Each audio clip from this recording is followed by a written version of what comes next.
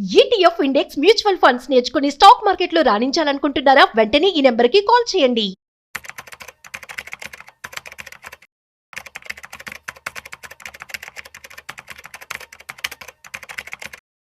నమస్తే, welcome back to Suman TV. Present మనతో పాటు ఉన్నారు stock market analyst Sundararam Reddy గారు.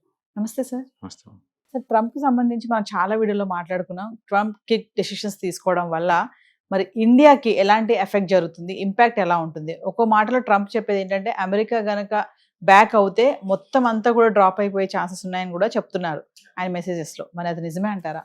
కామర్ వచ్చిన వాళ్ళకి దేశం అంతా పచ్చగా కనపడిద్దండి. అది ప్రాబ్లం దేశంలో కాదు, వాళ్ళ కళ్ళల్లో ఉంటుంది. అమెరికా పోతే ఇండియా కూడా పోద్ది, వరల్డ్ మొత్తం పోద్ది అంటే ఏం పోదండి. అమెరికాకి పచ్చి మోసం తినే రోజుల్లోనే మనోళ్ళు సెకండ్ ఫ్లోర్ బిల్డింగ్లో ఉన్నారు. హరప్పా సింధు నాగరికత టైంలో, అంటే క్రీస్తు పూర్వము 8,000 సంవత్సరాల్లో, నేను అంటుంది 2-3 వేలు కాదు, క్రీస్తు పూర్వము 8,000 సంవత్సరాల క్రితం మనం హరప్పా సింధు నాగరికతలో ప్రాజెక్టులు కట్టుకొని వ్యవసాయం చేశాము. సెకండ్ ఫ్లోర్ బిల్డింగ్స్లో ఉన్నాము, డ్రైనేజ్ వ్యవస్థ ఏర్పాటు చేసుకున్నాం, అండ్ ఆడుకోవడానికి మైదానాలు ఉన్నాయి. ఆ టైంలో ఆ పచ్చి మాంసం తినేవాళ్ళండి అమెరికాలో. ఆ టైంలో కనీసం మాంసాన్ని ఉడకబెట్టి తినాలనే కాన్సెప్ట్ కూడా లేదు అక్కడ. అలాంటి అమెరికా మొత్తం జీరో అయిన, ప్రపంచం ఎందుకు జీరో అవుద్దండి? వేల సంవత్సరాల నుంచి ఇక్కడ మనం మనుషులు బతుకుతున్నారు ఇక్కడ. అందుకని ఇదేంటంటే అరోగెన్స్ అంతే, దానికి వేరే లెవెల్ అనమాట. వాళ్ళ అరోగెన్స్. వాళ్ళు ఏంటంటే వెస్ట్రన్ మీడియా మొత్తం కూడా లేదు, ఒక 100 అబద్ధాన్ని 100 మాటలు చెప్తే జనాలు నిజమే నమ్ముతారనమాట. అందుకని 100 అబద్ధాలు చెప్తూనే ఉంటారు పద్దూలు. అది దానివల్ల వాళ్ళు సైన్ అవుతున్నారు తప్ప మ్యాటర్ ఏం లేదండి. కాకపోతే ఒకటి, ట్రంప్ ఇండియా మీద ఈ టారిఫ్ వార్ చేయడం ఒక రకంగా మంచిదే. ఒక రకంగా ఎందుకు మంచిది అన్నారంటే, ఇండియా వాళ్ళు ఇంత క్వికెస్ట్గా జిఎస్టీ రిఫార్మ్స్ చేయలేదండి. ఒకప్పుడు ఏదైనా డిసిషన్ తీసుకోవాలంటే గవర్నమెంట్కి నెక్స్ట్ ఒక కమిటీ, ఇంకొక కమిటీ, ఇంకొక అచ్చం కమిటీలే పోతూనే ఉంటాయి అంతే. ఈసారి జస్ట్ విత్ ఇన్ ద 37 daysలో రిఫార్మ్ చేసి పడేశారు. ఫస్ట్ టైం గవర్నమెంట్ వాళ్ళు. డెఫినెట్గా జిఎస్టీలు ఓవర్ నైట్ అవుతుందని అనుకోను, కానీ ఎప్పటి నుంచో వాళ్ళు మాట్లాడుకుంటూ ఉంటే ఇప్పటికి ఫైనలైజ్ అయి ఉంటుంది. కానీ బట్ ఈ స్పీడ్ మాత్రం వచ్చేది కాదు, ట్రంప్ లేకపోతే కనుక వచ్చేది కాదు. ట్రంపే లేకపోతే రష్యా దగ్గరికి మనం చేర్చేవాడు కాదు. రష్యా వాళ్ళు ఇచ్చే డిస్కౌంట్ ఆయిల్ మన తక్కువ రేటుగా దొరుకుతుంది కదా, చేసేవాళ్ళు కాదు. అందుకని డెఫినెట్గా ట్రంప్ వల్ల బ్యాడ్ జరిగింది అనే బదులు బ్యాడ్తో పాటు గుడ్ కూడా జరిగింది అనుకోవడం బెటర్. ఇంకా మనం థ్యాంక్స్ చెప్పుకోవచ్చు వాడికి, వాళ్ళ అరగంట్ నేచర్ వల్ల మనం స్ట్రెంత్ అవుతున్నాం. ఓకే, అంటే 20 years తర్వాత అమెరికా పోయే టాపిక్ తగ్గిపోయారండి. ప్రపంచం మొత్తం మీద 2 trillion అండి అమెరికాకు వెళ్ళే పబ్లిక్ దారి వచ్చే డబ్బు. అది దోచుకుంటున్నారు అమెరికా వాళ్ళు. ఇంకా ప్రపంచంలో ఆ బిల్డింగ్లు ఎక్కడా లేవు అన్నట్టు జనం కూడా అంతే పోతున్నారు. అంత పబ్లిసిటీ అనమాట. జనాలకి టూరిస్ట్ అంటే అమెరికా అని అంతగా ఉంటుంది. ఫస్ట్ టైం హిస్టరీలో 20 years తర్వాత అమెరికా వెళ్ళే టూరిస్టులు 8% తగ్గారు. ఎవరికి వాళ్ళే కనుక అలా తగ్గడం బీన్ చేస్తే అమెరికా వాళ్ళ ఇన్కమ్ అంతా తగ్గిపోద్ది. వాళ్ళు ఏదో మనకు చారిటీ వర్క్ చేస్తున్నారు అనుకుంటున్నారు. ఏమి ఉండదు, ఎవరేం చారిటీ ఉండదండి. వాళ్ళు ట్యాక్స్ చేస్తారు అనుకుంటున్నారు, ఇది సర్వీసెస్ మీద కూడా. ఏం వేయరండి. మన వల్ల మైక్రోసాఫ్ట్ ఎంత లాభం, మైక్రోసాఫ్ట్ వల్ల మనకు కూడా అంత లాభం. ఇక ఇట్స్ విన్ ఆపర్చునిటీ. ఎవరు ఇక్కడ బెగ్గర్ కాదు అండ్ ఓనర్ కాదండి. ఎవరి స్వార్థాల కోసం, ఎవరి లాభాల కోసం వాళ్ళు వర్క్ చేస్తున్నారు అంతే. అందుకని అమెరికా వాళ్ళు ఆపెత్తే మొత్తం గొల్ల అవుతారంటానికి ఏం లేదండి. అన్ని లెక్కలు క్లియర్గానే ఉన్నాయి ఇండియాలో. అందుకని అమెరికా తోటి ఏదైతే ఏం అవ్వదండి. కాకపోతే అమెరికాతో ఫ్రెండ్షిప్ చేయడం వల్ల ఏంటంటే పెద్ద మార్కెట్ కాబట్టి మనకి ఎక్స్పోర్ట్స్ తొందరగా పెరుగుతాయి. మన మార్కెట్ ఇంకా తొందరగా టాప్ 3 ఎకానమీలోకి వెళ్ళిపోద్ది. వాళ్ళు ఇలా చేయడం వల్ల కొంచెం లేట్ అవుద్ది అంతే. బట్ డెఫినెట్గా వరల్డ్లో 3rd బిగ్గెస్ట్ ఎకానమీగా మారుతాం. ఇప్పుడు గురించి మర్చిపోయింది, 20 years కల్లా మనం వరల్డ్లోని 2nd బిగ్గెస్ట్గా అవుతాం. పర్చేసింగ్ పారిటీ మెథడ్ ప్రకారం చూసుకుంటే చైనా నెంబర్ 1 అవుద్ది, ఇండియా నెంబర్ 2 అవుద్ది, అమెరికా నెంబర్ 3కి వచ్చిందండి. ఏది పర్చేసింగ్ పీపీపీ మెథడ్ ప్రకారం చూసుకుంటే. అందుకని ఇండియా ఎదుగుదలని ఎవరు అడ్డుకోలేరండి. ఇండియాని ఎదుగుదలని ఎవరు అడ్డుకోలేరు. స్లో వచ్చి దీనివల్ల డెఫినెట్గా టెంపరీగా ఉంటుందండి. ఇది కూడా ఈవెన్ మీకు తెలుసు, అమెరికాలో కోర్టులో, హైకోర్టులు అన్నీ కూడా వీటిని ఇలా టారిఫ్ వేయటం అనేది అన్యాయం అని చెప్పేసి సుప్రీంకోర్టుకి వెళ్ళారు. ఇప్పుడు వాళ్ళు సుప్రీంకోర్టు కూడా తెలియదు.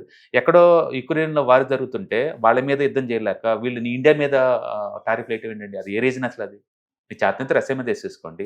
యుక్రెయిన్కి మీ సంబంధం ఏంటి? యుక్రెయిన్ మీ పార్ట్ మీద అని పార్ట? అక్కడ ఏదైతే మీ దగ్గర ఎమర్జెన్సీ ఏంటి? ఇక ఆ రీజన్ చూస్తే ఎవరైనా నవ్వు వస్తుంది. ఒక్కోసారి అనిపిస్తుంది వీళ్ళు ఎలా లీడర్లు అయ్యారు అనిపించేస్తుంది, మనకి అన్నీ అనిపిస్తుంది అన్నీ. బహుశా పొలిటికల్ లీడర్లు ఎక్కడున్నా సరే ఏలుముద్రగాళ్ళు అనుకుంటా, ఇండియాలో అయినా అబ్రాడ్లో అయినా. ఒక్కోసారి అలానే అనిపిస్తుంది వీళ్ళని చూస్తే. ఓకే, అందుకని రీజన్ అనేది అంత వర్తవల్ కాదండి. ఏదో పర్సనల్ ఈగోస్ తీసుకెళ్ళి వాళ్ళు ఇట్లా మార్చుకుంటూ పోతున్నారు. అందుకని long term point of view ఏమీ సస్టైన్ అవ్వవు. మేబీ కపుల్ ఆఫ్ మంత్స్ ఉంటుంది అంతే. అంటే గుర్తుపెట్టుకోండి, మనకి స్మైలింగ్ బుద్ధ అప్పుడు అమెరికా వాళ్ళు ఇట్లనే మనల్ని బ్యాన్ చేశారు. పోక్రాన్ అప్పుడు ఇలానే మనల్ని బ్యాన్ చేశారు. ఇప్పుడు మనల్ని బ్యాన్ చేస్తున్నారు. ఇవన్నీ నథింగ్. అది ఇంతవరకు ఇండియా వాళ్ళు ఇంతగా రెస్పాండ్ అవ్వలేదు. వాళ్ళు 50% ట్యాక్స్లు అన్నా సరే 20% వేసుకోమంటున్నారు. ప్రపంచం చాలా ఫాస్ట్గా మారిపోతుంది. మనం 2025లో ఉన్నాం. ఆ విషయం అమెరికా వాళ్ళకి అర్థం కావాలి ఇంకా. And China India and Russia ఈ మూడు రష్యా. కలిసింది అనుకోండి, కమాడిటీ మార్కెట్ మొత్తం గొల్ల అయిపోద్ది. వీళ్ళు మొత్తం మాక్సిమం ప్రొడ్యూస్ చేసేది వీళ్ళే, కన్జ్యూమ్ చేసేది కూడా వీళ్ళే చేయబోతున్నారు. రష్యాది మార్కెట్ కూడా వచ్చేస్తుంది ఆటోమేటిక్గా. కాకపోతే మనకి అమెరికాలో ఉన్న కంఫర్ట్ ఇటు చైనా మీద ఉండదు, పబ్లిక్ ఉండదు, అండ్ బోర్డర్ ఇష్యూస్ Border ఉన్నాయి issues. కాబట్టి అంత అనిపించదు అనమాట. Yes. బట్ అదే టైంలో వాళ్ళు అంతగా ఇన్సల్ట్గా మాట్లాడుతున్నప్పుడు మనం చేయలేము. ఇక్కడ ప్రాబ్లమ్ టారిఫ్ గురించి కానే కాదు. నువ్వు 50% టారిఫ్ వేసుకో, నీ మార్కెట్ నీ ఇష్టం ఎంత వేసుకోవచ్చు. కానీ ఆ వే ఆఫ్ లాంగ్వేజ్ నుంచి వాడే లాంగ్వేజ్ అన్టాలరబుల్ అనమాట. అది ఇండియా మీద వాడే పని. అమెరికాలో ఎవ్రీ గంటకి స్క్రోల్ అవుతున్నాను ఇండియా గురించి. హిస్టరీలో ఎప్పుడు లేదు ఇంతగా ఇండియా పేరు మీద వాళ్ళు ఉలిక్కి పట్టడం, ఇండియా పేరు మీద జెర్సీగా మాట్లాడటం అనేది. ఎంటైర్ అమెరికాలో టీవీలో ఇదే డిబేట్స్ రోజు 24 గంటలు కూడా ఇండియా గురించి. ఓకే, అది అంతగా పర్సనల్గా ఎందుకు తీసుకున్నారో మనకు తెలియదు. బట్ డెఫినెట్గా అమెరికా మంచిదే అన్నట్టు ఇండియా వాళ్ళకి ఇది మంచిదే. ఎందుకంటే ఇండియా వాళ్ళు ఎప్పుడు కూడా ప్రొయాక్టివ్గా ఉండరు. డిఫెన్స్, నువ్వు నన్ను తిట్టిన తర్వాత నేను రియాక్ట్ అవుతాను, నేను పోయి నీ ఇంటి మీద తిట్టడానికి రాదనమాట. ఆ టైప్ కల్చర్ ఇండియా వాళ్ళది. అట్లీస్ట్ ఇప్పుడన్నా కొంచెం అగ్రెసివ్గా ఉన్నారండి. But the political leaders are doing excellent అండి. I do surprise. ఎందుకంటే ఇండియాలో మోస్ట్ ఆఫ్ ది పొలిటిషియన్స్ అందరూ most corrupted. Central government state government కావచ్చు, మెజారిటీ పీపుల్ అంతా మోస్ట్ కరప్టెడ్. వాళ్ళ లైఫ్ స్టైల్ చూస్తే మనకు అర్థం అవుతుంది. రోడ్ల మట్టి తిరిగి నార్మల్ వర్క్ చేసుకునే వాళ్ళు కరుడుపతులు అవుతారు పొలిటిషియన్ అవ్వగానే. ఆ ప్రశ్న పోతే అలా తయారవుతారో తెలియదు, లేదా అలాంటి పర్సన్స్ వాళ్ళు అట్రాక్ట్ చేస్తాం మనకు తెలియదు. బట్ ఫస్ట్ టైం వాళ్ళు ఈసారి ఇండియా కోసం వర్క్ చేస్తున్నారు, జెన్యున్గా వర్క్ చేస్తున్నారు. లేకపోతే ఈవినింగ్ నైట్ 10 o'clockకి ఫైనాన్స్ మినిస్టర్ వాళ్ళు మీటింగ్ పెట్టుకొని తగ్గటం ఏంటండి? ఎప్పుడైనా ఇంతకుముందు చూసామా అలాంటిది? అండ్ ఇంత 35-7 days కల్లా ట్యాక్స్ రిఫార్మ్స్ ఎప్పుడైనా చూసామా? ఈ ఎఫిషియన్సీ ఇప్పుడు ఫస్ట్ టైం వాళ్ళు వర్క్ చేస్తున్నారు నిజంగా. అంటే దిస్ ఈజ్ రైట్ టైం మనం గవర్నమెంట్కి సపోర్ట్ ఇవ్వాలి కూడా ఖచ్చితంగా. డెఫినెట్గా ఎన్నో వాటిని తట్టుకుని ఈ స్టేజ్కి వచ్చామండి. అండ్ రేపు వరల్డ్లోనే 3rd బిగ్గెస్ట్ ఎకానమీగా మారబోతున్నాం. డెఫినెట్గా ముందు పోద్ది. అండ్ చాలామంది సెటర్లు వేసుకుంటారు, పర్ క్యాపిటల్ ఇన్కమ్ ఎంత ఉంది, $2,700 కదా అని. జనాభా ఎక్కువ ఉన్నప్పుడు ఎలా వస్తుంది? ఈవెన్ పక్కనే ఉన్న శ్రీలంక చూసారనుకోండి, శ్రీలంక 2002లో వాళ్ళది పర్ క్యాపిటల్ ఇన్కమ్ వచ్చారు కదా, వాళ్ళది ఆల్మోస్ట్ $5,000 ఉంటుంది. ఇండియాతో పోల్చుకుని డబుల్ ఉంటుంది. వాళ్ళు బ్యాంక్రప్ట్ అయిపోయారు ఆ టైంలో కూడా. మళ్ళీ ఇప్పుడు రీసెంట్ కొంచెం ఎదిగి బాగున్నారు. అంటే పర్ క్యాపిటల్ ఇన్కమ్ ఎక్కువ ఉంటే బ్యాంక్రప్ట్ అవ్వదు కంట్రీ, అదేం లేదండి. జనాభా ఎక్కువ ఉన్నారనుకోండి, పర్ క్యాపిటల్ ఇన్కమ్ ఎప్పుడు తగ్గిద్ది అది. So end of the day GDP growth ఉండాలి, దాంతోపాటు పర్ క్యాపిటల్ ఇన్కమ్ ఇంక్రీజ్ అవ్వాలి. జనాలు సెటర్లు ఏంటంటే ఏదో ఒక విషయంలో సెటర్లు వేయాలి అంతే. అందుకని జనాభా ఎక్కువ కాబట్టి పర్ హెడ్ వచ్చి తగ్గిపోద్ది కాబట్టి, పర్ క్యాపిటల్ ఇన్కమ్ ఏం లేదు కాబట్టి ఇక్కడ ఏం గ్రోత్ ఉంటుంది అంటారు. అంటే నిజానికి ఇండియాలో చాలా గ్రోత్ ఉందండి. 10 years తర్వాత ఇండియా వచ్చే విజిటర్ని అడగండి, మీరు చెప్తారు గ్రోత్ ఎలా ఉంది ఇండియాలో చెప్తారు. మనం రోజు ఇక్కడ కూర్చుంటే కాబట్టి మనకు అర్థం కావట్లేదు. ఇట్స్ వండర్ఫుల్ అండి. డెఫినెట్గా it's going to rock. Thank you. So viewers, మరి మనీ ఇన్వెస్ట్మెంట్ చేయాలనుకుంటున్నారా, ట్రేడింగ్ చేయాలనుకుంటున్నారా, మరి ఎక్కడ చేయాలి? Mutual fund, stock market, SIP, lump sum, మరి రెంట్ కానీ ఇల్లు కొనాలనుకుంటున్నారా? ఇన్ని సందేహాలు ఉన్నాయి కదా.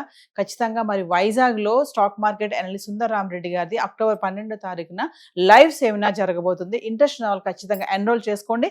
కింద కనిపిస్తున్న నెంబర్కి కాల్ చేస్తే మా టీం మీకు అందుబాటులో ఉంటుంది. ETFs, index funds and mutual funds, మీరు కనుక స్టాక్ మార్కెట్లో ఎంటర్ అవ్వాలనుకుంటే మార్కెట్లో స్టాక్స్ డైరెక్ట్గా ఇన్వెస్ట్ చేసే బదులు కపుల్ ఆఫ్ స్టాక్స్ ఇన్వెస్ట్ చేయడం ద్వారా ఏంటంటే ఆటోమేటిక్ రిస్క్ తగ్గించుకోవచ్చు. కాబట్టి మీరు బిగినర్ అయినా లేదా ఎక్స్పీరియన్స్ పర్సన్ అయినా సరే మార్కెట్లో సేఫ్ సెక్యూర్ వేలో లాంగ్ టర్మ్లో సస్టైనబిలిటీ కావాలంటే ఈ ప్రొడక్ట్స్లో ఇన్వెస్ట్ చేయడం ద్వారా దాన్ని సాధ్యం చేసుకోవచ్చు అనమాట.